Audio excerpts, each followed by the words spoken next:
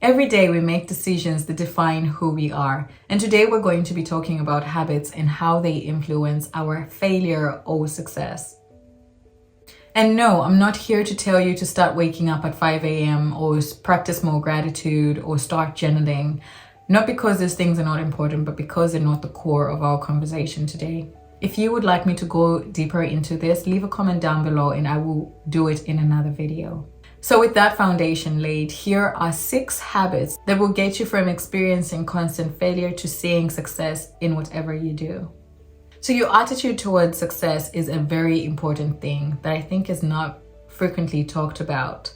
But how you talk about others when they succeed matters a lot.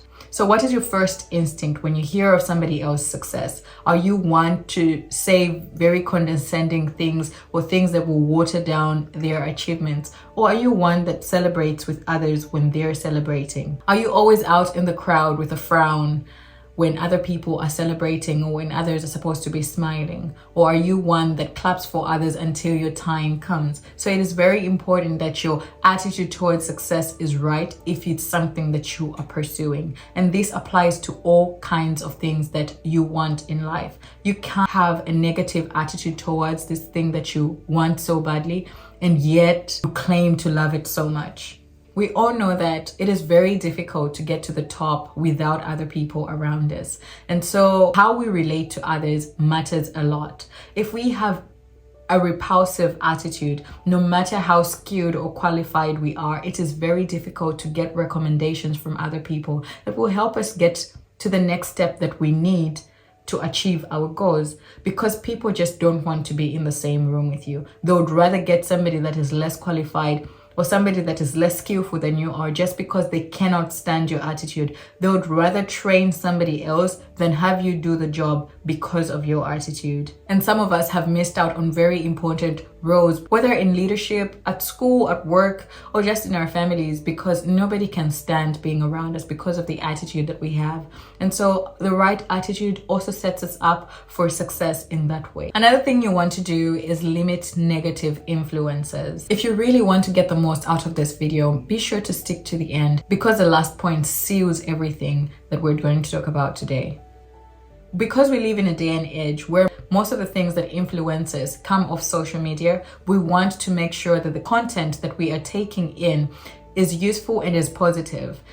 The algorithm suggests the videos it suggests to you because that is what you indulge in. That is what you expose yourself to constantly. If your feed is full of comedy and jokes, that is the thing that you are most intrigued by. But if your feed is more growth focused and inspirational, it shows what things interest you.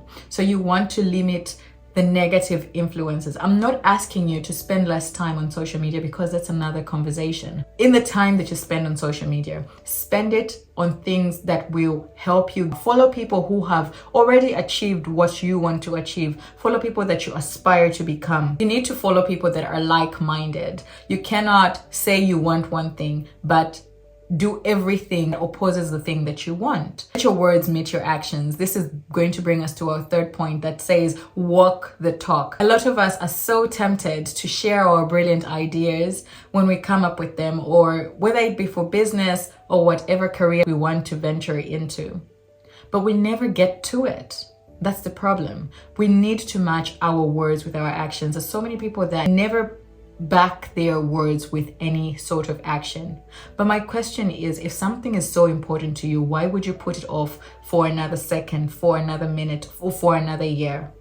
If you say it is as beneficial as you claim it to be, why would you put it off? And why would you keep on putting it off? The thing that we don't realize about procrastination is time eventually catches up with us. The thing that you said you were going to do 5 minutes ago, in 5 minutes, it's going to be time to do it. No matter how far ahead you push it forward, that time is eventually going to come. So you might want to get started on that business idea that you have been pushing forward all these years. A lot of us justify our procrastination by saying we need to get things in order. Truth be told, there will never be a time when things are so perfect. Your job might be going good, but your family and relationships are not in the best place. But that shouldn't prevent you from making steps forward. That shouldn't prevent you, and that shouldn't hold you back from achieving the things that you want to achieve. It's your life. And everything else exists independently of you. So you need to remember that things will never be all so perfect at the same time, because we have broken systems and we live in a fallen world. And so things might not always be perfect at the same time, but you can use what you have and move forward with it. A lot of us have heard the message of consistency, but I want to put it this way. You need resilience and discipline that will fuel your consistency. Your resilience will manifest itself in you bouncing back from your failures and other obstacles or setbacks. The discipline, on the other hand, manifests itself in doing the thing that you have said you would do despite not feeling like it. It is not about motivation. It is just having the discipline to do everything that you set out to do. If you're not disciplined and if you have no resilience, it is very difficult for you to be consistent at anything, because the fact of the matter is you will encounter obstacles and you might experience certain setbacks, but you need to be resilient enough to have a comeback from those setbacks that will push you forward. And you will not always feel like doing the things that you have to do. So you need to have the discipline that will push you forward to continue doing those things. And that is what will fuel your consistency. Another key thing that you want to adopt is a character of adaptability. I think this is something that a lot of us put on our CVs because it sounds good, but are you actually adaptable? How does change make you feel? Just recently I was talking to a friend of mine and she has been trying to move abroad. The biggest thing that she's been doing is looking for jobs abroad. It just came to us that the competition for work is stiffer than the competition for school. That the flexibility now comes in choosing to go back to school, instead of thinking that a job is the only guarantee that you will be able to move abroad. Adaptability does not mean that you forget about your goals. It just means that you are open to exploring different ways on how to achieve them. For example, if you have encountered a setback, in a previous video, I talked about some of the things that you will need to do if you have encountered setbacks. Make sure you check this video for you to understand a bit more on this. If you really want to achieve your goal, despite the number of setbacks or failures or obstacles that you encounter, you will want to know how to navigate, how you can get past this for you to achieve your goal. If applying for jobs has not gotten you to the place that you want to be, how about you go to school? It will give you the qualifications